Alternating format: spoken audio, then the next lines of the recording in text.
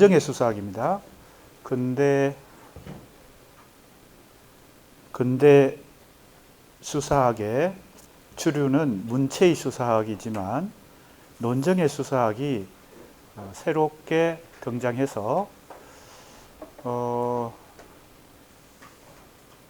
전통 수사학이 원래 가졌던 그 수사학의 특성, 그러니까 종합학문, 기초공통학문이라는 그 5개 영역을 다 포괄하는 의사소통 이론이라는 측면에서 새로운 현대수사학의 흐름을 열었다는 것이고요.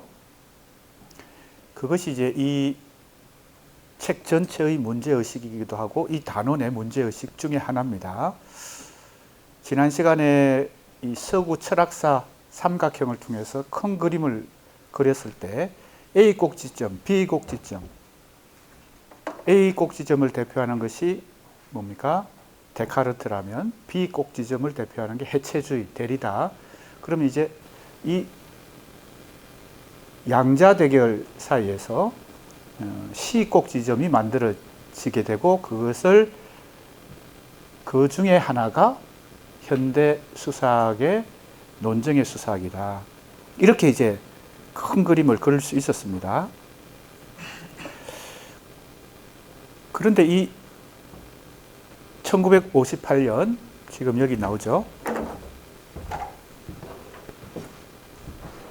이 페렐만과 티테카가 쓴 신수사학이라는 책이 일종의 가지고 있는 큰 그림을 그리면 데카르트와 구별된다는 겁니다. 이게 A 꼭지점이죠. 데카르트가 도대체 무엇을 남겼길래 데카르트로부터 기인하는 여기 이성이 있죠. 추론, 이성적 사고방식입니다. 그것을 단절한다. 그 다음에 중요한 특징을 첫 번째, 이게 진리 개념이죠. 척도가 추론, 즉 논정의 논리적 사고 혹은 설득을 실천하는 데 있어서의 기준이 영원히 현존한다. 이 말이 뭐예요? 본질이다. 시간을 초월한다. 이게 뭐예요? 데카르트가 생각했던 주체가, 인간이 이성을 가짐으로 해서 도달할 수 있다고 생각한 그 진리.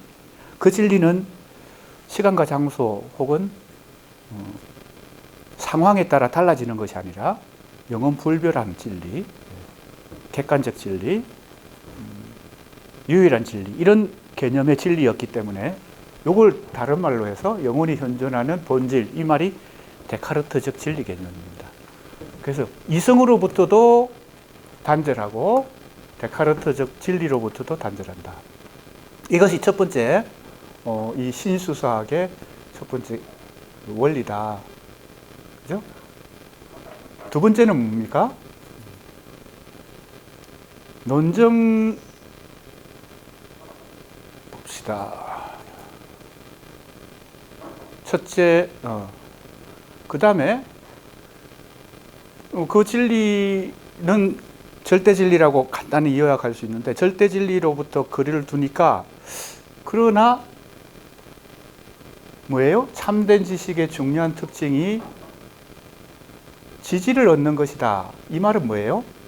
다른 사람들이라고 하는 것은 논정 행위의 목표는 말하는 사람에게 있지 않고 다른 사람, 즉 듣는 사람의 지지를 얻는 것이다. 이 말을 잘 알아야 논정의 수사학이 왜 설득의 수사학이고 수사학이라는 학문이 데카르트가 추구했던 그런 어떤 학문의 차원과 달리 실용적인 학문인가. 수사학은 굉장히 실용적인 학문이고 논정의 수사학, 설득의 수사학은 그 중에서도 더 실용적인 학문이죠. 그래서 내가 이 수사학을 현실 속에서 가장 첨예하게 수사학이 실천되고 있는 장소가 바로 법정, 그러니까 법이 집행되고 있는 장소. 지금 탄핵 정국에서 헌법재판소를 생각하면 되고요. 그 다음에 정치 연설, 법정 연설을 생각해 보면 됩니다. 이 말이 뭘까요? 청중에 기초한다는 것은 화자가 아니라 청자가 듣는 사람이 진리의 기준을 갖고 있다는 겁니다. 판단하는 사람, 판정하는 사람은 주장하는 사람의 주장을 다 듣고 최종 판결을 하는 것은 법관들이죠. 헌법재판소의 재판관들이 기소인과 피고소인의 주장들을 다 듣고 어떻게 해요? 판결을 합니다. 그것도 정도의 차이래. 여기서 절대 진리가 있다면, 그죠? 100% 찬성이 나오거나 100% 거짓이 나올 텐데, 참 거짓이 명확할 텐데, 이 말이 뭐예요? 바로 그래서 청중이 더 중요하다. 화자보다 청자가 중요하다라는 이론이 이 데카르트로부터 시작된 근대 모든 지식체계 학문에 반기를 드는 셈이죠. 그 원리로 따지면. 자, 그래서 청중 이론이 등장하고, 청중의 지지는 둘째, 청중의 지지는 정도의 차이다. 지금 헌법재판소의 판결도 100% 이렇게 나오지는 않습니다. 그죠? 기각, 각하, 인용, 이것이 다 나누어지죠. 정도의 차이로 나타난다. 그래서 이제 데카르트적 네 가지 개념이 있었죠. 다시 그림을 그려보면 좋겠는데, 첫 번째, 이성, 주체, 진리. 마지막에 뭐예요? 진보. 이 네 가지가 데카르트적 사고 방식의 가장 원리가 되는데, 그것을 정면 공격한 것이 해체주의, 데리다. 그 선배가 누구라고요? 니체도 있었고 하이데거도 있었다. 데리다로 대표되는. 그러면 데리다는 어떻게 표시할 수 있을까요? 이성을 부정하고, 그 다음 두 번째 주체를 부정하고, 세 번째 진리도 부정하고, 진보도, 인간의 역사가 진보가 아니라고 생각합니다. 그럼 다 XXXX예요. 그럼 C의 지점에 있는 것은 A, 데카르트와도 거리를 두고 해체주의하고도 거리를 두니까 이 C의 이 흐름이 지금 계속 이어지고 있습니다. 뭐 이후에? 해체주의, 포스트 모더니즘, 후기 구조주의 이후에 지금 전 세계적으로, 한국만 그런 게 아니고 전 세계적으로 이 C 꼭지점에 있는 이 지식 체계가 계속 중요한 흐름을 이루어가고 있다는 겁니다. 그 중에 하나가 이제 이 논정의 수사학이다. 그 외에도 많은 철학자들이 있죠. 대표적인 철학자가 바디유, 지젝, 랑시에르, 아감벤, 최근에 유행하고 있는 여러 인문학의 철학을 중심으로 많은 지식 체계들은 이 C 꼭지점에 있는 거예요. 왜? 해체주의를 통과해서 지금은 해체주의까지도 뭐예요? 거리를 두는 어떤 새로운 흐름을 C 꼭지점이 만들어가고 있다. 이렇게 볼 수 있는데, 지금 우리가 공부하는 이 논정의 수사학, 이것도 C 꼭지점 중에 있죠. 그러면 논정의 수사학만 놓고 보면, 자, 이 네 가지 이슈를 놓고 한번 비교를 해보는 겁니다. 지금 이 교재에 있는 이 내용을 잘 내가 압축 정리하고 있는 거예요. 그림을 한번 그려볼까요? 자, 그림을 다시 한번 그리고, 이것은 그림을 그려서 요약한 다음에 다시 교재로 넘어오는 방식으로 조금 빨리 진행해 보겠습니다. 이게 끄는 거 맞죠? 꺼졌나? 꺼지고 있는 거예요?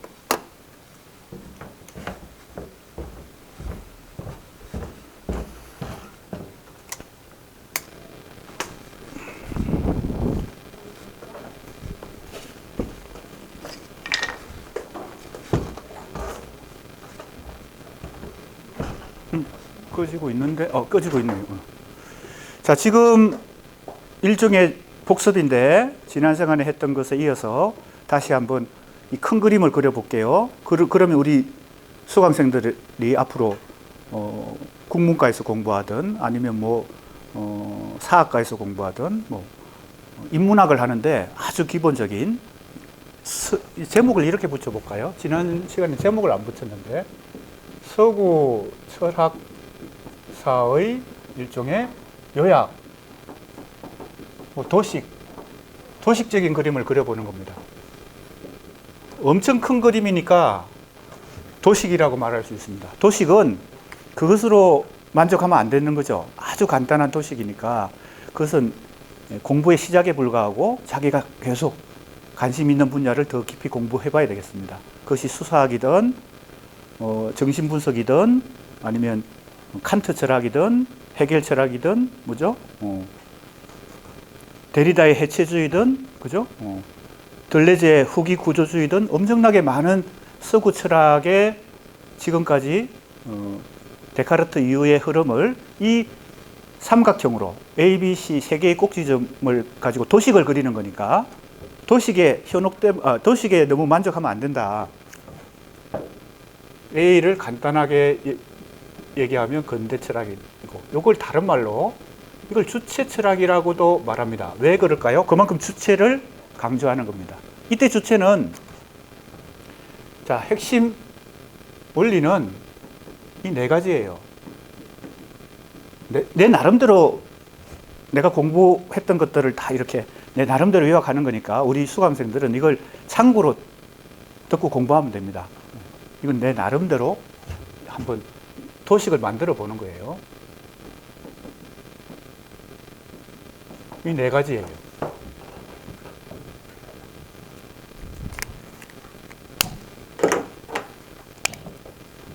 이 대표 선수는 데카르트고 칸트, 헤겔에서 완성을 이룬다. 이거 빨간 거 있나요? 이거. 그게 잘 안 나오는데? 좀 가지고 다니면 좋겠어요. 여기 놔두면 잘 안 나오게 됩니다. 자, 그럼 데카르트가 우리 교재에도 좀 있으면 나와요. 왜냐면요, 이 지금 시의 논정의 수사학에 1958년에 페렐만과 티테카가 쓴 신수사학이라는 책이 바로 현대 수사학 중에서 논정의 수사학,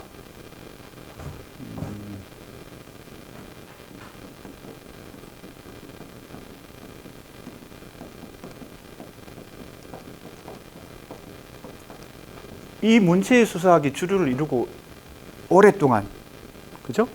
수사학이 전통 수사학, 고전주의 수사학, 근대 수사학, 현대 수사학으로 내려오면서 주네트가 말한 것처럼 줄어드는 수사학 속에서 이것이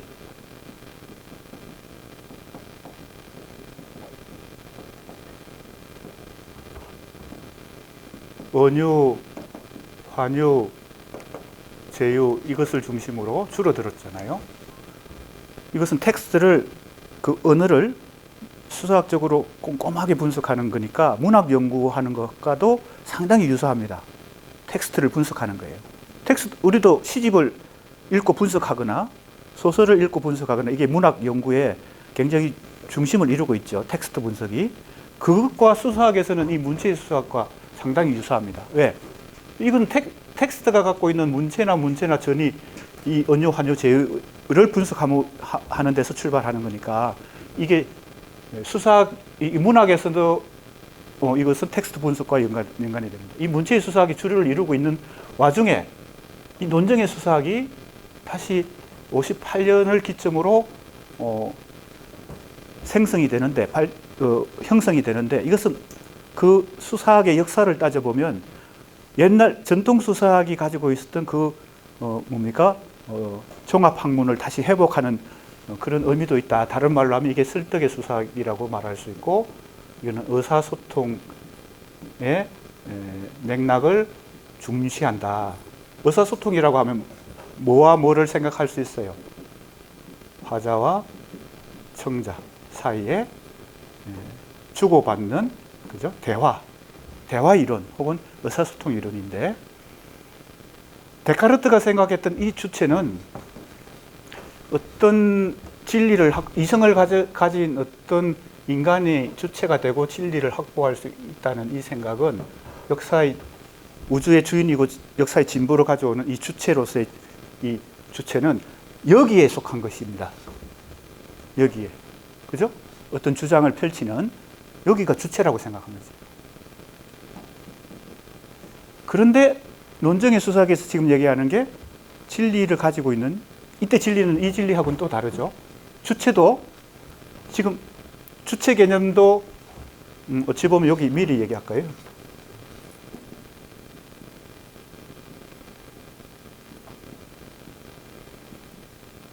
진보에 대해서는 잘 모르겠지만 여기 해체주의, 데리다를 생각해 볼 때 이건 완전 정반대예요. 이걸 해체하려고 했으니까. 이 해체주의는 데리다 위에 선배가 2명 있죠. 니체와 하이데거입니다. 우리 교재에 조금 있으면 이 데카르트와 누구를 비교하는 게 나오나 하면 하이데거, 데리다를 비교하는 게 나옵니다. 왜? 이 논정의 수사학이 서구 사상의 큰 흐름 속에서 어떤 위치를 갖고 있는가를 이렇게 설명하려면 이걸 데카르트를 설명하고 그 다음에 하이데거, 데리다를 설명한 다음에 시를 설명해야 되니까. 그죠? 그래서 내가 지금 미리 우리 교재의 공부를 이제 잘 이해하기 위해서 미리 도식을 설명해 주고 있는 겁니다. 데리다가 생각한 것은 완전히 이걸 정면으로 공격하는 거예요. 뭐가 4가지 요소를 봅시다.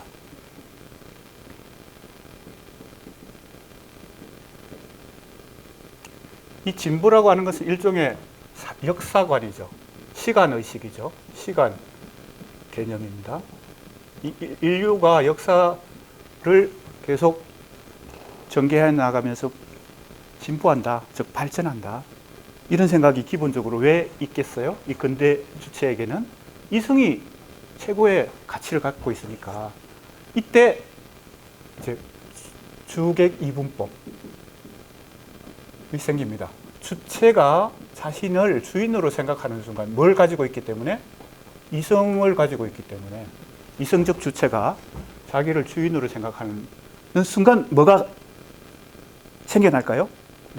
내가 이성을 갖고 객체가 생겨납니다. 이 객체는 사회, 역사, 자연, 심지어는 우주까지 다 타인을 포함한 사회, 역사, 우주를 다 통틀어서 이렇게 나누게 됩니다. 이게 이분법입니다.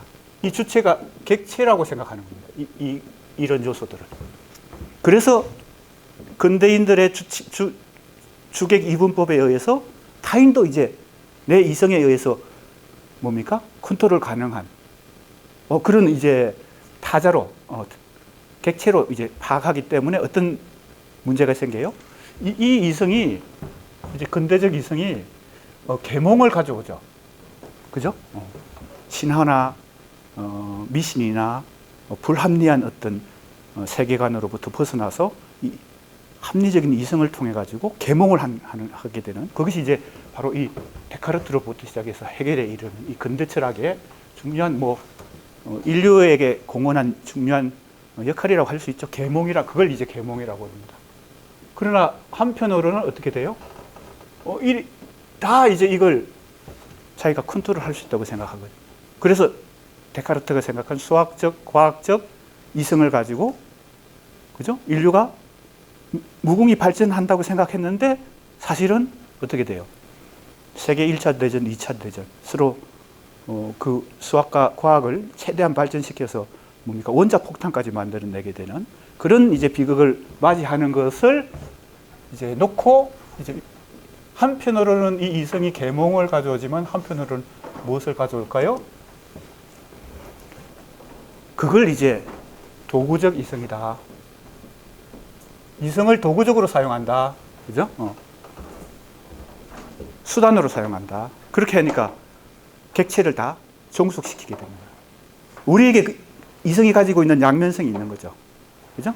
이 계몽의 빛을 비추어 주는 장점도 있지만 뭐예요? 이걸 수단으로 도구로 사용하게 되면 어떻게 돼요?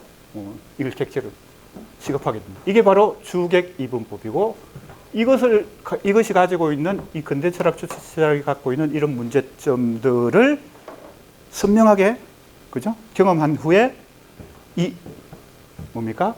구조주의도 등장하고 정신분석학도 등장하고 마르크스주의도 등장하고 실존주의도 등장하고 이렇게 되는 겁니다. 이건 제 지난 시간에 간단히 얘기했죠. 이 과정이 다 뭐예요? 인본주의 혹은 인간중심주의에서 조금씩 이렇게 벗어나는 과정이죠. 구조주의 자체가 뭐예요? 주체보다 구조가 더 중요하고 더 앞선다는 거예요. 인간이 언어를 만든 것 같지만 언어의 질서가 인간의 정신을 지배한다. 그래서 락강이 뭐라고 얘기한다고요? 무의식도 언어처럼 질서화되어 있다. 인간의 이 의식을 지배할 뿐만 아니라 무의식까지도 이 언어의 질서가 지배하고 있다. 그죠? 뭐 그 얘기도 다 여기 큰 틀에서 보면, 큰 그림에서 보면 이 A로부터 벗어나는 과정이고 요것이 이제 다 현대 철학의 흐름이고 그 과정에서 가장 강력한 부정을 이것에 대해서 부정한 사람이 니체, 하이데거, 데리다다. 그럼 이성을 부정하겠지, 당연히. 주체도 없다고 생각하겠지. 그래서 이제 이 해체주의와 함께 결이 같은 건 아닙니다. 결은 다른데 이 해체주의와 함께 후기 구조주의, 이 구조주의 이후에 다시 후기 구조주의가 등장하고 그 다음에 모더니즘 이후에 포스트 모더니즘이 등장하거든요. 이런 흐름하고 해체주의가 같이 한 20, 30년 지금 전 세계를 쓰나미처럼 휩쓸고 갔죠. 우리 한국의 학계, 지식계에도 이 해체주의와 후기 구조주의, 포스트 모더니즘의 열풍이 1990년대부터 후반부터 지금 2020년이니까 2010년까지는 상당히 강하게 흐름을 이루었던 것 같아요. 2000년대로 2010 그리고 지금은 이제 이 C로 많이 이동했죠. 그래서 이제 C를 이해하기 위해서는 A도 이해하고 B도 이해해야 C를 이해한다. 이 진리도 이제 진리 대신에 절대 진리가 아닌 상대적 진리, 절대 진리는 아니고 상대적 진리밖에 없다라고 생각하죠. 진부도 역시 아니겠지. 자, 그러면 C에 해당되는 이제 논증의 수사학 위에도 많다 그랬죠. 지난 시간에 잠깐 설명했는데 바울의 성경의 인물, 바울의 사상을 연구한 사람들이 데리다까지 포함해서 그 원조는 발트 벤야민에서 힌트를 얻어가지고 데리다, 아까 얘기했던 바디우, 지젝, 아감벤 이 많은 현대 철학자들이 이 바울에 관심을 갖고 연구를 한 이유가 뭘까요? 물론 신학적으로 연구한 건 아니고 철학적으로 연구했겠죠. 그러니까 이제 그 맥락은 다르지만 왜 그랬을까요? 바로 바울은 유대교를 기독교로, 다른 말로 하면 한 민족의 종교를 보편 종교로 전 세계인의 공통 분모, 보편성이라고 하는 걸 자꾸 찾는 과정에서 이 바울을 관심을 갖게 되는 거죠. 종교의 측면에서 가톨릭이라고 하는 그 개념 자체가 보편적이다 이런 뜻이죠. 가톨릭, 보편적이다. 그러고 나서 이제 종교개혁이 일어나면서 뭡니까? 신교가 나타나고 이렇게 하는데 이게 다 뭐예요? 이렇게 진리, 절대 진리가 아니라 상대적 진리, 주체도 부정하고 이성도 부정하는 이런 흐름이, 즉 B에 해당되는 흐름이 해체주의, 후기구조주의, 포스트 모더니즘이 가진 이 진리 없음이라고 하는 이 개념이 보편을 부정하는 것이거든요. 그죠? 개별만 있을 뿐이지, 특수만 있을 뿐이지 보편이라는 건 없다는 거죠. 이게 해체주의의 가장 중요한 생각이죠. 그러니까 절대 진리를 이제 부정한다는 것이죠. 그러니까 다시 이 C로 이동하는 과정에서 이 바울이 가지고 있는 이 종교의 면에서 보편주의를 추구했다는 것이 굉장히 중요하게 이 현대 철학자들에게 다 바울을 관심을 가지고 연구하게 된 이유가 됩니다. 자, 그러면 이때 이 이성을 긍정한다. 이 네 가지만 놓고, 네 가지 관점만 놓고 비교를 해보는 겁니다. 주체를 긍정한다. 그러나 진리는 절대 진리가 아니다. 아까 이 얘기했던 이거죠. 주체가 없다고 생각하지 않습니다. 주체가 있는데 그 주체는 오히려 이 화자가 아니라 청자에게다. 이게 바로 논정의 수사학의 핵심 뭐라고 할까요? 관점이다. 그래서 이성의 수사학이라는 이 책을 제가 번역한 것인데 오늘 가져와 봤어요.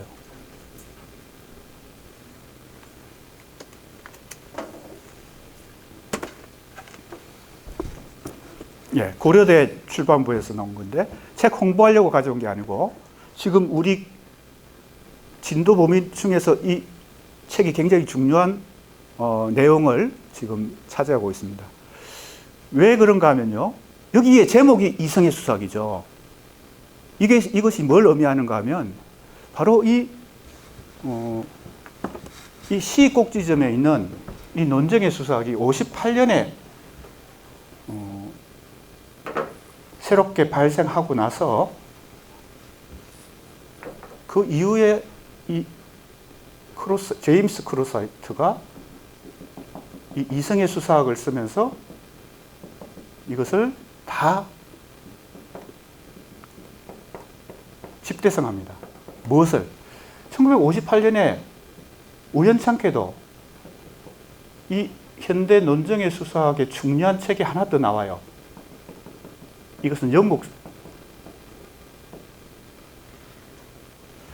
페렐만은 벨기에 사람인데 벨기에의 법철학자, 그러니까 법학과 관련돼요. 그죠? 지금 우리 법정 연설, 정치 연설, 이 수사학이 이 법학에 굉장히 중요한 기초 학문이라고 지난 시간에도 얘기했는데 이 페렐만은 법철학자예요. 법학자라고 볼 수 있죠. 스티븐 툴미는 언어학자예요. 언어학자. 영국의 언어학자인데 이 사람이 논정의 용도라는 책을 같은 1958년에 씁니다. 이 두 책이 바로 현대 논정의 수사학의 중요한 원천이 되고 그것을 제임스 크로사이트가 이성의 수사학이라는 책으로 이게 92년에 나왔어요. 92년. 96년에 나왔네요. 번역은 2001년에 고려대 출판부에서 2001년에 번역서가 나왔는데 96년에 상당히 이 시간이 많이 흘렀죠. 그동안에 58년에 나온 이 업적들을 다 그 이후에 또 많은 이 논정 이론의 법칙들을 다 종합해서 이 두 권만 한 게 아니고 다 종합해서 제임스 크로사이트가 이성의 수사학이라는 책을 내놓으해서 집대성합니다. 요 영역을 현대 수사학 중에서 논정의 수사학을 이게 설득의 수사학이고 지금 우리가 언론을 통해서 가장 많이 접하고 있고 초미의 관심사인 탄핵 정국에서 헌법재판소에서 일어나는 그 법정 연설들을 생각해 보면 법정에서 주장하는 거, 그죠? 이게 선명하게 이 논정의 수사학이 선명하게 거기서 지금 현실 속에서 지금 진행되고 있다 이렇게 볼 수 있습니다. 자, 그래서 이 정도 큰 틀에서 정리하고 이제 교재로 들어가면 다시 이제 이해하기가 좀 편합니다. 자, 그러면 이성의 수사할 때 이 이성은 다시 이성을 존중한다는 거니까 A에서 B로 갔다가 C로 왔으니까요. 이 이성은 이때 부정당했던 이성을 다시 회복하는 의미가 있긴 하지만 이때 이 이성은 데카르트적 이성이 아니겠죠. 이 이성은 절대 이성입니다. 헤겔이 역사의 흐름까지도 이성으로 파악했기 때문에 절대 이성이라고 하는 걸 역사의 흐름의 하나의 원리로 삼았는데 이 이성과 다른 이성이에요. 이 주체도 이 주체하고 다릅니다. 아까 얘기했죠? 핵심적으로 말하는 사람이 주체가 아니라 듣는 사람이 주체라는 거예요. 지금 법정 연설에서 바로 그게 잘 나타난다고 아까 예를 들었잖아요. 정치 연설에서 어떻게 잘 나타날까요? 정치 연설에서. 유권자들이 표를 던짐에 따라서 정도의 차이에 의해서 판가름이 납니다. 누가 출마하든, 대통령 출마하든, 국회의원 출마하든. 그게 다 현실에서는 인간의 이 설득과 논정의 이 언어 행위는 말하는 사람이 결정권을 갖는 게 아니라 듣는 사람이 결정권을 갖는다. 그것이 정치 연설에서는 선거에서 가장 잘 나타나고요. 법정 연설에서는 재판에서 가장 잘 나타납니다. 그죠? 그래서 이 주체도 이 개념과 다릅니다. 진리 개념도 물론 이 진리가 절대 진리가 없다는 것이니까 대신에 무슨 개념이 나올까요? 주장과 주장 사이에 합의에 도달하는 것을 이 진리 개념 대신에 제시합니다. 논정의 수사학에서는요. 왜? 기준이 정도의 차이에 의해서 판가름 나기 때문에 합의에 도달하느냐 못하느냐 이것이 진리 대신에 새로운 척도로 나타납니다.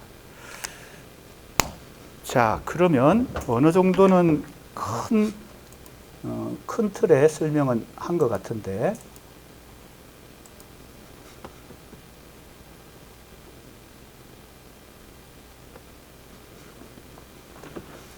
그러면 다시 한번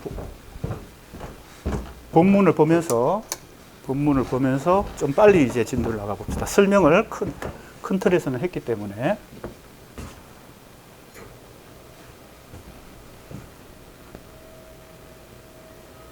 아까 내가 바울의 보편주의 종교, 그죠? 그걸 예를 들었을 때 보편이란 개념이 나왔잖아요. 그 보편이란 개념도 지금 진리 개념을 대신하는 개념 중에 하나입니다. 이제 청중 이론에서 카인 페렐만과 티테카의 신수사학의 핵심 개념 중에 하나가 청중 이론인데, 즉 주장하는 사람이 아니라 듣는 사람이 판단한다는 것인데, 그때 이 청중의 종류도 특정 청중이 있고 보편 청중이 있어요. 지금 우리가 재판을 하던 뭡니까? 아까 얘기했던 정치권에서는, 정치 영역에서는 선거, 법의 영역에서는 재판인데, 그 법정인데, 거기서 이제 청중이 최종 판결을 할 때 이게 보편성을 획득해야 되잖아요. 안 그러면 지금 다 불만을 가지는 이 사람들이 많아지면은 그 권위가 흔들리잖아요. 그래서 보편적인 판단, 그죠? 에 도달하기 위해서 이 청중을 어떻게 구성해야 되겠어요? 특정 청중이 아니라 보편 청중을 구성해야 되는 거죠. 무슨 얘기인지 알겠습니까? 예, 선거도 마찬가지고. 그래서 선거에서 유권자들을 어떻게 구성하느냐가 굉장히 중요하고, 그게 특정 청중이 돼버리면 문제가 발생하죠. 법정에서도 이 청중을 보편 청중으로 구성하는 것이 굉장히 중요하게 되는 것이죠. 그래서 지금 헌법재판소의 재판관 구성이 최대 9명인데 그 3명을 누가 추천하는가 이런 것도 굉장히 원칙에 해당되죠. 그것이 보편 청중을 구성하기 위한 것입니다. 그러니까 지금 데카르트가 수학적 과학적으로 생각한 그 이성 주체 진리라고 하는 것이 이제 데리다 B에 의해서 부정당하고 나서 그 대안으로, 왜냐하면 그것은 상대적 진리, 상대주의에 너무 극단적으로 흐르니까 모든 학문과 지식이 A도 옳고 B도 옳고 C도 옳으면 어떻게 돼요? 이건 토론도 필요 없고 뭐 이렇게 논의도 필요 없죠.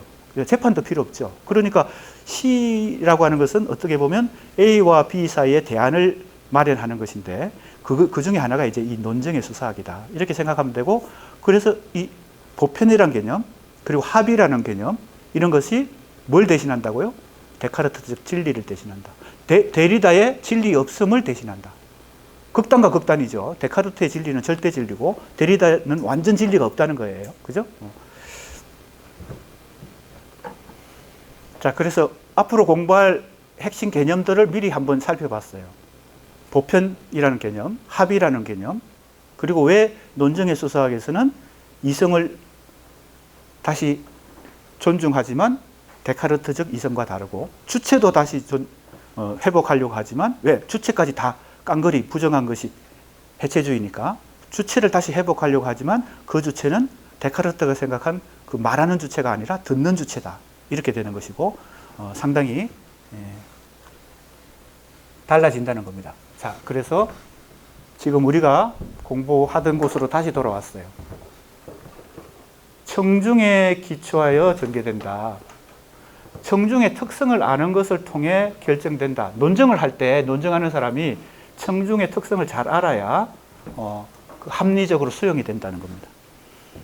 계속 내가 지금 정치 현실과 법정 현실을 예를 자꾸 들 거예요. 왜냐하면 가장 그것이 잘 나타나는, 선명하게 나타나는 현장이 법과 정치이기 때문에요. 대통령 선거나 국회의원 선거를 할 때 바로 이 청중 연구를 안 할 수 없죠. 왜? 출마한 사람, 참모들이 유권자 분석을 자꾸 해야 되죠. 연령대별로. 20, 30대가 어떤 정책을 지지하느냐. 그리고 남녀, 그죠? 젠더에 따라서 어떤 정책을 더 지지하느냐. 그죠? 그리고 지역에 따라서. 이걸 유권자 분석이라고 하는데, 지금 이 논증의 수사학, 페렐만의 용어로 따지면 이게 청중 분석이에요. 그래서 청중에 기초하기 때문에 청중의 특성을 잘 알아야 되겠죠. 그래야 좋은 정책을 제시해서 득표를 많이 할 수 있겠죠. 청중의 지지는 정도의 차이다. 이것도 이미 얘기했던 것이고요. 참 거짓의 판단 기준을 포기한다. 이거 우리가 기존에 그 지식과 학문의 이 뭡니까? 기준에는 이게 못마땅해요. 왜? 불투명하니까. 데카르트는 선명하잖아요. 참 거짓이 그 자체로. 그 언어를 말할 때 그 언어 자체가 참 거짓이 분명하게 나타나요. 데카르트의 그 진리 개념에 따르면요. 그런데 이 논증의 수사학은 이것도 정도의 차이고, 그죠? 진리가 있긴 하는데, 진리가 이렇게 정도의 차이에 의해서, 그리고 청중에 의해서, 그리고 어떻게 돼요? 참 거짓의 판단 기준조차 없다. 이렇게 되니까 완전히 데카르트적 지식 체계에 우리는 익숙하기 때문에 굉장히 이게 불만스러워요. 예, 불투명하니까. 그러나 현실에서 언어를 사용하는 인간의 이 모든 판단은 이 실용 학문인 수사학이 조금 더 뭡니까? 실체에 가까이 다가간다는 겁니다. 논증에는 더 나은 논증과 덜 나은 논증이 있을 뿐이다. 지금 우리가 수사학 자체 공부도 논증의 수사학을 공부하는 것도 중요하지만 이걸 자꾸 문학에 접목시키고 문학과 융합해야 되잖아요. 문학을 연구하는 것도 어찌 보면 데카르트적 진리가 아니라 이런 수사학의 어떤 개념에 가까울 수도 있다. 그리고 우리가 이제 지금 계속 공부하고 있는 구조주의라든지 또 정신분석학이라든지 데카르트적 주체, 이성, 진리 개념과는 조금씩 거리를 두고 있는 그런 학문들인데, 그 학문들을 지금 공부하면서 뭐예요? 계속 문학 비평, 문학 연구와 접목시켜 보잖아요.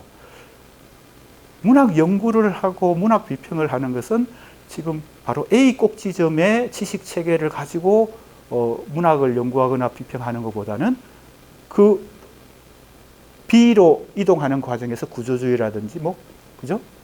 소시러, 야콥슨, 그죠? 프로이트, 락강, 많은 사람들 우리가 공부하고 있는데 그것이 오히려 더 적절할 수도 있죠. 정신분석학이 오히려 문학 연구하는 데는 데카르트적 그런 철학보다 정신분석학의 그 내용이 문학이나 예술을 연구하거나 비평하는 데 더 유용할 수 있죠. 왜? 데카르트적 이성주체 진리는 투명한 이성에 근거해서 수학적, 과학적 진리에 도달하는 것인데, 문학과 예술을 연구하는 이 문학 비평이나 예술 비평은, 문학이나 예술은 오히려 그 이성도 작용하지만 비이성, 의식도 작용하지만 무의식도 작용하기 때문에 문학 창작이나 예술 창작에는 그것은 그러한 문학과 예술을 비평하는 입장에서도 그러한 정신 분석이 오히려 무의식의 영역까지 분석을 해낼 수 있기 때문에, 실제로 시인들의 시집을 읽어보면요, 의식으로만 명확하게 진리를 표현하는 게 아니죠. 그 안에는 명확하게 의미로 해석할 수 없는 불투명한 어떤 무의식의 내면적인 꿈의 어떤 장면들을 그려내기도 하죠. 그런 것을 보면 지금 우리가 왜 A와 B와 C를 같이 지금 비교하면서 공부할 필요가 있는지, 그리고 지금 이번 학기에 엄청나게 많은 여러 이론과 개념들을 이렇게 조금씩 맛을 보고 있는데 왜 이게 필요한가? 문학과 예술을 연구하고 비평하는데 어떻게든 활용하고 도움을 받기 위해서 그런 것이니까 이 큰 그림을 잘 생각을 해보세요. 그리고 수사학도, 문체의 수사학도 문학 연구에 필요하고 논증의 수사학도 필요할 수 있습니다. 그죠? 문체의 수사학은 아까도 얘기했지만 텍스트 자체를 꼼꼼하게 그 문체와 비유, 언유, 환유, 제유 이런 것을 분석하는 데에는 문체의 수사학이 굉장히 유용하고, 그것이 텍스트가 만들어지는 과정에서 어떻게 이때 화자는 문학에서 따지면 시인이나 작가죠.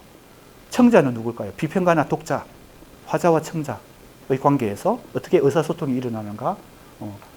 그러니까 학문 영역이 다르기 때문에 완전히 일치하는 건 아닌데, 정신분석과 문학이 완전히 일치하는 것도 아니고, 논증의 수사학과 문학이 완전히 일치하는 것도 아니에요. 다만 우리는 인접학문, 인접예술, 인접지식체계를 참고로 계속 공부하면서 문학을 조금 더 입체적이고 심층적으로 연구하고 비평할 수 있는 어떤 참고사항을 계속 만드는 것뿐이죠. 그래서 더 나은 것이 있고 덜 나은 것이 있을 뿐이다 정도의 차이라는 것이고요. 더 설득적인가, 그래서 이제 논증의 수사학은 설득의 수사학입니다. 헌법재판관들을 설득시켜야 되잖아요. 그죠?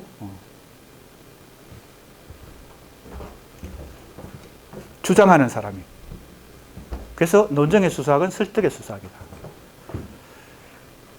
그 다음에 지난 시간에 여기까지 했습니다. 이성은 본질적으로 윤리적 동기를 갖는 하나의 실체다. 이 말은 데카르트적 진리 개념으로는 포착할 수 없다. 이런 얘기가 되겠습니다. 같은 말이고, 이게 굉장히 중요하죠. 그래서 이게 벌써 한 10년 더 됐어요. 정의란 무엇인가라는 그 강의가 우리나라에도 엄청난 임팩트를 주고 많은 사람들이 그 책을 사서 보고 강의도 듣고 했죠. 하버드 대학의 교수가 강의한 책으로서 쓴 정의란 무엇인가. 이게 바로 자스티스, 사회적 정의입니다. 지금 탄핵 소추 이 법안 헌법재판소에서 일어나고 있는 이 판결도 가장 큰 개념은, 전체를 지배하는 개념은 자스티스의 개념이죠. 사회적 정의의 헌법이라고 하는 것이 있고, 그 헌법 아래 형사소송법이 있고 민사소송법이 있고 이렇게 되는 거니까, 지금 헌법에 위배되느냐 아니냐를 가지고 지금 판결하는 그런 단계니까 가장 큰 범주에서 이 개념이 중요하다. 자스티스의 개념이다. 정의의 개념이다. 그 다음에 바로 뭐예요? 재화의 분배. 이것도 굉장히 중요하죠. 양극화 시대에 부자와 가난한 자의 이 재화의 분배, 이런 것, 자유와 권리 보호, 우리가 요즘 소수자 보호 그런 얘기들을 많이 하는데, 다 이렇게 논증의 수사학과 밀접한 관련을 갖는다, 이렇게 볼 수 있겠습니다.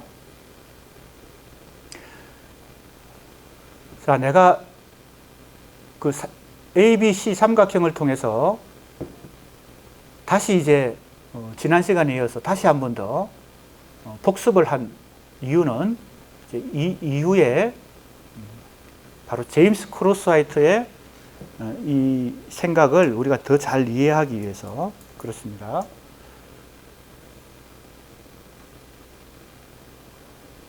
자, 이 부분을 이제 빨리 보겠습니다. 자, 이 크로스화이트는 이성의 수사학이 등장하게 된 철학적 상황을 기술합니다. 이게 지금 내가 설명했기 때문에 이제 이해가 좀 될 것입니다. 이게 논증의 수사학이라고 보면 돼요. 책 제목이 이 제임스 크루스하이트가 자신의 책 제목을 이성의 수사기로 붙였기 때문에 A 꼭지점에서 B 꼭지점을 거쳐서 C 꼭지점으로 오게 된 그 얘기를 한다고 보면 됩니다. 내가 미리 설명을 했어요. 보세요. 그 다음에 데카르트가 방법이라고 말한 것은 간단히 얘기하면 여기 지식을 통해 주체와 객체 사이의 간극을 메운다. 이런 말이 나오죠. 여기 주체, 객체가 나옵니다. 주체가 이성을 가지고 자기가 주인이라고 생각하면 객체가 발생하죠. 그것은 외부에 있는 타인을 포함한 모든 현실이 다 객체가 되는 거예요. 그걸 자기가 이성으로 뭘 할 수 있다고요? 이해하고 파악하고 장악할 수 있다. 파악한다는 말이 뭐예요? 파악한다. 거머쥔다는 뜻이죠. 거머쥔다. 그죠? 영어로 도구리로 보면 거머쥔다. 그러니까 이제 그 이성을 가지고 거머쥘 수 있다. 즉 파악할 수 있다. 그게 바로 주체와 객체 사이의 일치를 통해서 거기에 도달하는 것이 바로 방법이에요. 이러한 전통에서 방법은 언어의 문제와 독립적으로 간주되며, 이 말은 뭘까요? 언어 문제가 이제 여기서 등장하고, 데카르트 사유의 근대적 방법에 대해서 하이데거가 뭐예요? 비판을 하는 그 맥락까지 나오죠. 하이데거, 자, 데카르트와 하이데거 나왔어요. 그리고 하이데거의 뭐예요? 존재와 시간이 나오고, 여기 핵심 개념 세계 내 존재가 나오죠. 세계 내 존재. 여기 스크린을 다시 이동시키는데 시간이 걸리기 때문에 요 빈 공간을 활용해서 지금 요 핵심 개념, 하이데거의 핵심 개념, 세계 내 존재에 대해서 간단히 설명하겠습니다. 그리고 이제 그 다음 데리다가 나오는데,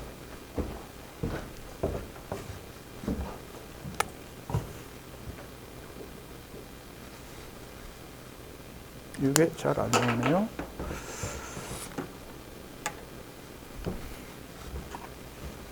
지금 A와 B 사이에서 비교를 하면 됩니다. A 꼭지점에서 데카르트와 B 꼭지점의 하이데거, 이제 데리다, 이렇게 이제 비교를 해볼 텐데요. 가장 핵심적인 개념만 가지고 아주 도식적으로, 도식이란 것은 요약해서, 아까 데카르트가 주체가 객체를 다 파악하고 이해하고, 여기에 지식이라고 하는 것이 나오고, 지식이 체계가 만들어지면 진리에 도달한다고 생각했는데, 이 진리에 도달하는 과정에서 이 언어가 작용하고, 그래서 이렇게 쓸까요? 언어가 작용하고 진리에 도달하는데, 이 언어의 역할을 생각해 보세요. 이미 주체는 자기의 이성을 가지고 객체를 파악하고 지식 체계를 만들기 때문에, 학문을 만들고 지식 체계를 만들기 때문에, 이 언어는 단순히 방법일 뿐이고 이게 일종의 도구에 속하는 거죠. 언어가 특별히 역할을 하는 게 아니에요. 이미 나는 주체가 이성을 가지고 객체를 파악했어요. 그것을 옮겨 놓는 거, 번역하는 거, 아니면 기술하는 거, 언어. 근데 하이데거가 주체란 말을 그래서 안 씁니다. 세계 내 존재라고 하는데, 이제 그림을 그리면, 도식적으로 그림을 그리면 이렇게 되는 거죠.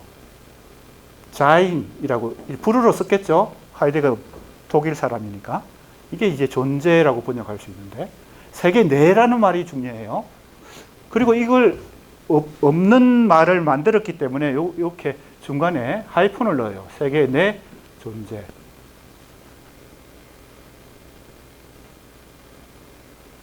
이 세계는 단순하게 그냥 고정되어 있지 않습니다. 시간과 공간의 이동 속에서 이 역사가 흘러가는 이 흐름. 그래서 하이데거의 이제 주저서가 존재와 시간이잖아요. 시간 속에서 존재가 어떻게 계속 변화하겠죠. 그 변화의 원동력이 되는 것, 동인이 되는 것은 이 세계입니다. 시간성과 공간성 속에서 계속 이동해요. 이 세계는 변화되는 것입니다. 세계 내 존재라는 것은 존재가 먼저 앞선다고 생각한 것이죠. 데카르트는 존재가 먼저 있고 그 다음에 객체가 자동으로 발생하죠. 그만큼 이성을 가진 존재를 아주 높이 평가한 거예요. 우리는 다 이성적 주체이기 때문에 그 주체가 세계의 원리예요. 근대적 주체는 그 정도로 강력한 위상을 가진 것입니다. 그런데 하이데거가 이 데카르트적 이 주체관에 안티를 걸죠. 주체라고 하는 건 존재일 뿐이다. 그리고 그것은 세계 내 존재라는 말은 세계에 의해서 이게 먼저 있고 이것이 형성된다는 거죠. 시간에 따라서, 공간에 따라서. 조선시대에 내가 산다면 나는 어떤 세계관에 의해서 지배당했을까요? 왕조라고. 왕이, 그 다음에 귀족이 있고, 양반이 있고, 그 계급 제도라고 하는 세계관, 이데올로기 속에 사로잡혀서 살았겠죠. 그걸 완전히 초월해서 살기는 어렵겠죠. 그게 바로 공간이라고 하는, 시간과 공간이라고 하는 세계 속에서. 지금 내가 사회체제가 사회주의 국가다, 혹은 공산주의 국가다. 내가 남한에 살지 않고 북한에서 태어났다. 그럼 이 시간과 공간의 이 현실, 세계 제한에 의해서 내 사고방식과 세계관도 좌우되겠죠. 영향을 받겠죠. 이 세계에 의해서 상호작용하긴 하지만 존재가 세계에도 영향을 주고 세계가 존재에 영향을 주지만 이 개념 자체에서는 세계가 더 먼저 있다는 것입니다. 자, 그러니까 이 존재의 개념은 데카르트적 주체하고는 완전히 다른 어떤 개념으로 하이데거가 어떻게 보면 해체를 한 거예요. 해체란 말은 나중에 데리다가 사용하지만 하이데거는 이미 해체를 한 거죠. 그래서 이 핵심 개념을 잘 이해하면, 그럼 이제 언어라고 하는 것은 이 언어, 데카르트적 언어와 하이데거적 언어는 다릅니다. 이 언어는 이 존재가 사용하는, 즉 개인이 사용하는, 인간이 사용하는 언어는 이 세계에 의해서 형성된 거예요. 세계 내 존재니까. 내가 지금 프랑스에서 태어났다면 내가 불어를 자연스럽게 사용하면서 살았겠지. 내가 지금 대한민국에서 태어났기 때문에 한국어를 지금 자연스럽게 사용하는 것도 이 언어가 결과물이지. 그러나 아주 여기서 복잡합니다. 언어는 존재의 집인데 하이데거가 그렇게 유명한 말을 하죠. 이 언어는 세계가 존재의 입을 빌려서 세계가 자기의 비밀을 얘기한다는 거예요. 완전히 분리된 건 아닙니다. 세계와 존재가 상호작용하고 있고 존재와 언어도 상호작용하고 있어서 하이데거가 말하는 이 언어는 세계가 자신의 목소리를 존재의 목소리를 빌려서 자기 비밀을 얘기한다는 겁니다. 이걸 적용해 보세요. 우리 문학에다가. 그죠? 서정주가 시를 썼다.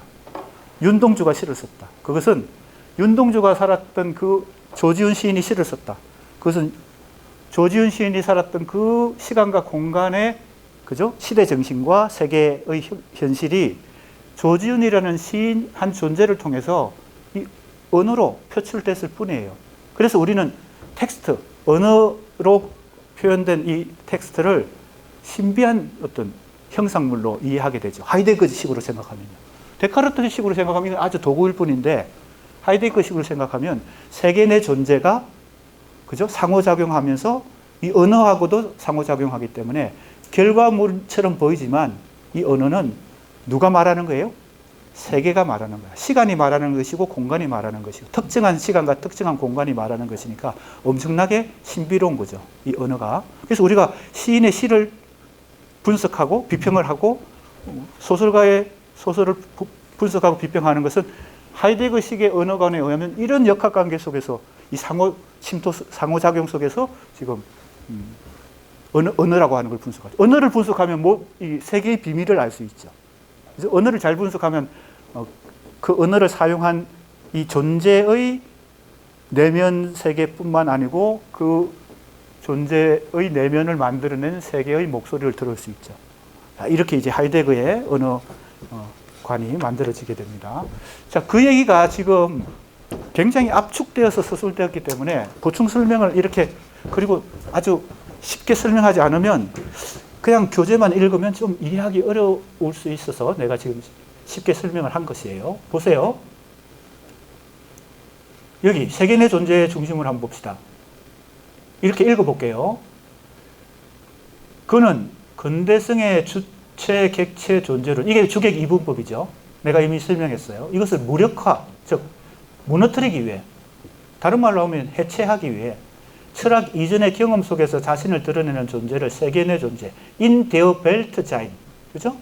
이게 이제 독일어 원어입니다. 사이에 하이픈을 다 넣었어요. 이게 자기가 만들어낸 일종의 하나의 신조어야, 신조어. 세계내 존재.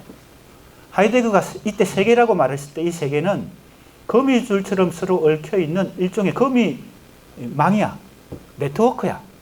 그냥 단순한 고정된 세계가 아니에요. 공간, 시간, 아까 내가 그렇게 설명했지만 이게 엄청나게 복잡하게 얽혀있는 것을 세계다 이렇게 설명했어요. 실체들 사이에 이러한 연관을, 지시 연관, 의미작용. 내가 이게 상호작용한다고 얘기했는데 이걸 상호작용한다는 말을 지시 연관이라는 말로 썼어요. 누가? 하이데거. 하이데거의 말이 지시 연관이에요. 그리고 의미작용. 이때 의미작용이 계속 일어나는 겁니다. 뭐와 뭐 사이에? 세계와 존재와 언어 사이에 의미작용이 계속 일어나. 그러면 뭐 조지훈 시인이나 윤동주 시인만 그럴까? 우리가 각자 다 존재인데, 현 존재들인데, 존재와 현 존재 이것도 나눕니다. 하이데거. 이거 더 설명을 하다가는 이제 하이데거 공부를 해야 되니까 그건 각자 하기로 하고, 존재와 현 존재라고 하는 이 개념 사이에서 우리는 다 현 존재인데, 현 존재 개별 모든 우리 수강생들 각자의 언어도 이 지시 연관 속에서, 이 의미작용 속에서 이 언어가 지금 작용하고 있는 거다. 이렇게 봐야 되겠죠. 그래서 지시 연관, 의미작용 이런 용어를 잘 이해해야 돼요. 따라서 자, 그다음 내가 설명한 부분을 교재에서는 뭐라고 얘기하는지 봅시다. 따라서 언어는 하나의 사물이 아니라, 언어가 단순히 하나의 사물이나 도구가 아니라는 겁니다. 그 자체가 세계의 열어 밝힌, 자, 요 용어입니다. 언어를 잘 분석하면 세계의 비밀이 열어 밝혀진다. 그러니까 김수영의 시 속에, 그죠? 그가 살았던 시대와 시간과 공간의 그 세계가 갖고 있던 비밀이 이 김수영의 언어를 통해서 열어서 밝혀주는. 은폐되어 있었는데, 숨겨 있었는데, 시인의 시를 통해서 열어 밝혀주죠. 그러니까 우리가 문학 연구하고 예술 비평하고 문학 비평하는 사람들은 이 하이데거의 언어관이 상당한 각성을 줍니다. 자, 그러니까 우리가 데카르트적 근대 철학, 주체 철학에서 벗어나는 이 많은 현대 철학의 움직임들이, 흐름들이 문학과 예술을 비평할 때 상당히 우리에게 도움을 줄 수 있다. 하이데거도 지금 사실은 그렇잖아요. 데카르트적 근대 철학에서 현대 철학으로 넘어오는 과정에서 뭔가 우리에게 문학 비평이나 예술 비평에 도움이 될 만한 얘기들을 합니다. 자, 그 다음에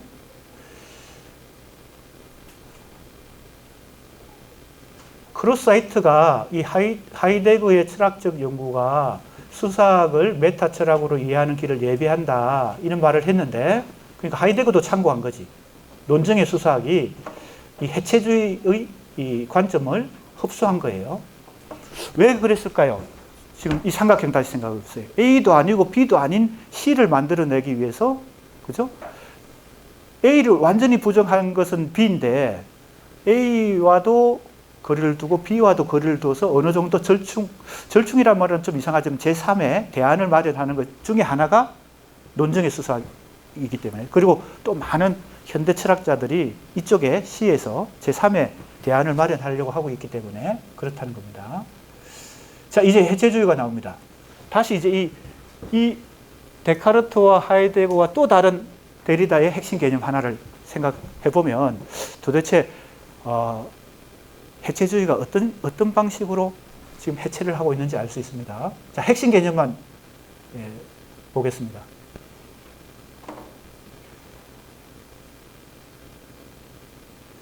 해체주의가 영어로는 deconstruction이죠. 이거 한번 설명했는데, D라고 하는 것은 삭제하다, 제거하다, 없애다 이런 적두사죠. D. 뒤에 나오는 construction은 뭐예요? 건축하다, 구축하다 이런 말이에요. 그러니까 이것은 건축을 삭제하는 거죠. 그래서 사실은 해체주의란 이 번역은 약간 의역이고 직역을 하면 탈구축입니다. 그래서 해체주의를 탈구축, 디컨스트럭션을 해체주의라고 번역하지 않고 탈구축주의다 이렇게 번역하는 사람들이 종종 있습니다. 그게 더 정확한 번역인 것 같아요. 왜냐하면 이게 직역을 하면 D가 벗어난다, 삭제한다 이런 뜻이니까요. 그러면 이제 내가 비유로 이렇게 말할 수 있습니다.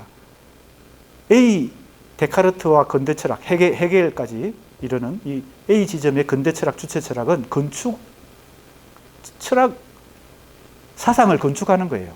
빌딩을 짓는 거예요. 그러면 이게 건축 공법이, 치밀한 건축 공법이 필요했겠죠? 거기에 재료가 뭐예요? 이성 주체 진리예요. 63 빌딩을 만드는데 데카르트가 사용한 재료가 이성 주체 진리예요. 그러면 하이데거나 데리다가 이걸 해체하기 위해서, 디컨스트럭션 하기 위해서는 어떤 방법이 필요할까요? 건축학으로 따지면 해체 공법이 필요하죠. 건축 공법에 맞서는 해체 공법인데, 해체 공법은 대체로 어떻게 해요? 오래된 아파트 해체해서 새로운 재건축을 하기 위해서 폭삭 무너뜨릴 때, 그죠? 곳곳에 핵심적인 약한 지점에다가 다이아마이트를, 그죠? 장착하고 한꺼번에 폭발시켜서 폭삭 무너지게 하죠. 그런 식으로 한 거예요. 그 약한 취약점을 찾는 것인데, 바로 하이데거는 이것을 취약점으로 찾았죠. 이 주체가 아니다, 세계 내 존재이다 라고 해체 공법을 사용한 거잖아요. 그럼 데리다는 어떤 식으로 해체 공법을 사용했을까? 어디다가 취약점에다가 다이아마이트를 장착했을까? 그리고 폭삭 무너뜨리게 했을까? 물론 하이데거 데리다가 폭삭 무너뜨리게 했는지 안 했는지는 우리가 그건 다 따져봐야 되겠지만, 아무튼 그걸 시도했다는 겁니다. 자, 보세요. 여기 첫째, 행위자 및 의도라는 개념에 의존한다는 말은 행위자가 에이전트라고 되어 있는데, 아까 얘기했듯이 논정의 수사학 제임스 크루사이트의 입장입니다. 주체를 부정하지 않는다는 겁니다. 왜? 말하는 주체가 없으면은 말하는 하자가 없으면 듣는 청자도 없으니까 판정도 할 수도 없죠. 데리다는 그 정도로 극단적으로 말하는 주체도 없다고 생각한 거예요. 그래서 저자의 죽음, 주체의 죽음, 이 얘기가 후기 구조주의 포스트 모더니즘이 유행할 때, 쓰나미처럼 흘러갈 때 엄청나게 그런 말들이 우리 문학 비평에도 많이 유행했어요. 저자가 죽었다. 예를 들면 이런 거죠. 그런데 자세히 그 주장을 공부해 보면요, 전혀 엉터리는 아니에요.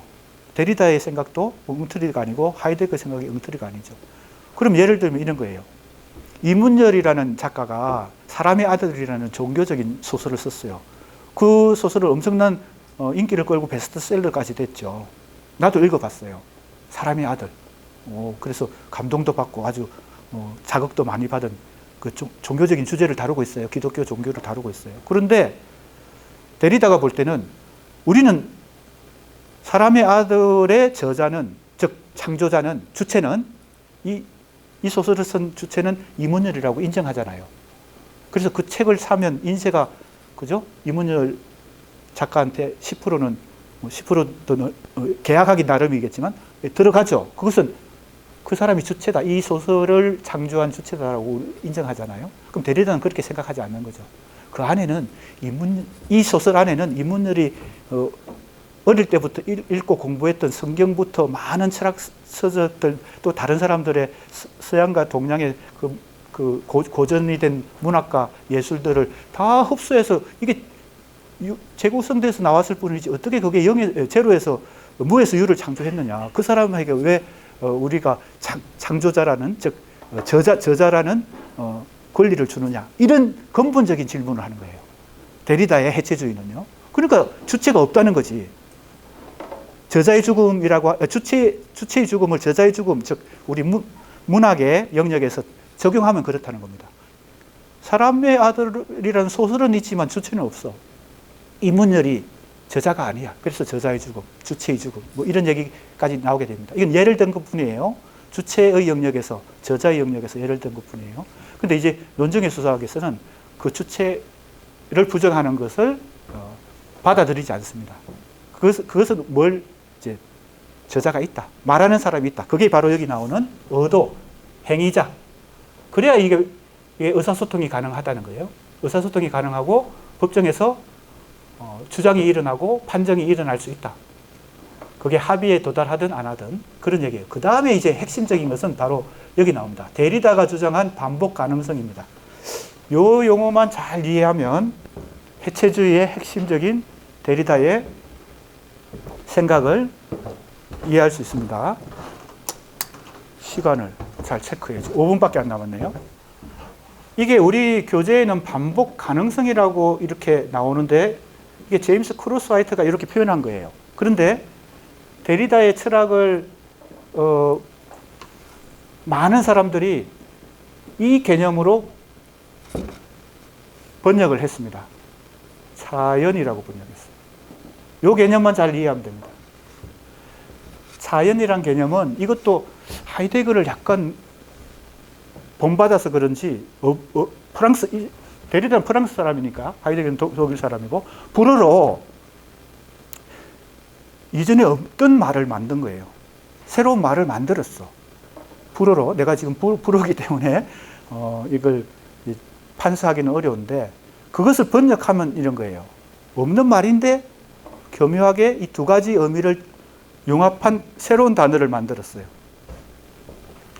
그걸 번역하면 우리말로 번역하면 차연인데 이것은 차이라는 뜻이고 이것은 연기라는 뜻입니다. 이게 두 개가 결합된 새로운 용어를 데리다가 만들고 자기 해체주의 사상의 핵심 개념으로 이 차연을 중심으로 해체주의를 설명하면서 뭐예요? 주체 개념, 진리 개념을 뭡니까? 해체합니다. 이게 뭔가 하면요. 차이가 있다는 겁니다. 뭐와 뭐 사이의 차이일까요? 이 차이라고 하는 것은 공간적 개념이고요.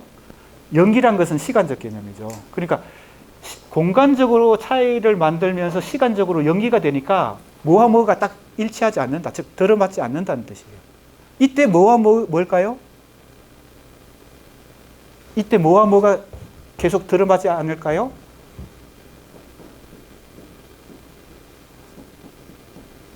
요 사이에. 자, 이게 우리 소시르 구조주의 언어학의 가장 기초 개념 중에 하나가 기피와 기이잖아요. 기피와 기이가 이 진리에 도달하려면, 보세요. 데카르트가 생각한 이 진리에 도달하려면 이 기와 기표가 딱 이 언어를 통해서 일치해야 이 진리에 도달할 거 아니에요. 의미와 표시가, 기표, 기가 딱 일치해야. 데카르트는 그렇게 생각한 거죠. 상당히 소박하게, 순수하게 생각한 거죠. 인간이 언어가 진리에 도달할 수 있다. 그때 언어는 기표와 기가 딱 정확하게 일치한다. 정확하게. 그러니까 한치 오차도 없이 진리에 도달하려면 기표와 기 사이에 빈틈이 있으면 안 되죠. 그런데 소시르가 약간 그걸 눈치챘어. 데리다처럼 극단적으로 생각하지 않았지만 아까 우리 예전에 공부했을 때 뭐예요? 이게 자의적 결합이라는 거예요. 자의적. 즉 필연적으로 기표와 기가 절대적으로 이렇게 결합되지 않는다. 그죠? 정답처럼 딱 고정되지 않는다. 이렇게 생각하고 자의적이다. 이렇게 얘기했을 때 소시르는 어느 정도는 이걸 눈치를 챘지만 그것을 크게 극단화해서 언어학을 발전시키지는 않았죠. 어느 정도는 그걸 인정하면서 기피와 기가 만난다는 그런 개념으로. 그런데 기피와 기가 아예 못 만난다는 거예요. 이게 계속 미끄러지고 딱딱 일치하지 않으니까 어떻게 진리에 도달하겠어요. 그것이 바로 차이를 가지고 연기되는, 그래서 뭐와 뭐 사이에, 기피와 기 사이에 이 일치가 불가능한 인간의 언어의 구조를 가지고 뭐예요? 해체를 하는 것이죠. 하이데거는 주체 개념을 해체했고 데리다는 뭐예요? 언어의 정확성, 언어의 기표와 기 사이의 일치, 그것이 일어나기 어렵다. 그게 이제 해체주의의 기본 개념으로 이 차연을 사용하게 되고, 그래서 끊임없이 반복할 수밖에 없다. 반복한다는 것은 기피와 기 사이에 계속 이 순환이 일어나면서 딱 일치하지 않으면서 미끄러지면서 겉돈다는 겁니다. 겉도는 거, 헛뜨는 공회전이 계속 일어날 뿐이지 일치하지 않는다. 이 말을 제임스 크루스화이트가 차연이란 말을 쓰지 않고 반복 가능성이라고 썼을 뿐이에요. 반복 가능성, 무엇이 계속 반복 가능하다는 거예요? 해석이 계속 반복 가능하다. 해석이. 왜냐하면 기표와 기가 딱 일치해 하면 한 번의 해석으로 그냥 끝나잖아요. 더 이상의 해석이 필요 없잖아. 그게 정답이니까. 더 이상은 반복할 필요가 없어. 해석을 반복할 필요가 없어. 그런데 영원히 해석을 반복할 가능성이 생긴다는 것은 깊이와 길이가 정확하게 일치하지 않는다는 그런 걸 전제로 하거든요. 그게 바로 차이언 개념에서 시작된 거예요. 여기서 출발해서 반복 가능성을 설명하고 있습니다. 그래서 우리 교재에서 나오는 이 반복 가능성은 제임스 크루스하이트가 데리다를 설명하면서 이 반복 가능성을 계속 설명하고 있습니다. 자, 오늘 나온 핵심 개념, 하이데거의 세계의 존재, 데리다의 차이언 혹은 반복 가능성. 이것이 어떻게 데카르트의 이성주체 진리 개념을 해체하고 있는지를 잘 이해하면 그 다음 단계는 이제 논증의 수사학을 조금 더 자세하게 공부할 단계로 넘어가는 거죠. 그래서 지금 내가 설명을 굉장히 좀 도식적이고 아주 간단하게 핵심을 요약해서 하고 있는데 이게 잘 이해가 안 되는 사람은 지금 동영상 찍고 있잖아요. 동영상을 유튜브에서 반복 가능하니까 반복 가능해요. 계속 이렇게 열람할 수 있어요. 복습을 해보기 바랍니다. 중간고사도 다가오고 있고 1차 과제도 이제 곧 있으니까. 자, 오늘 여기까지 하겠습니다.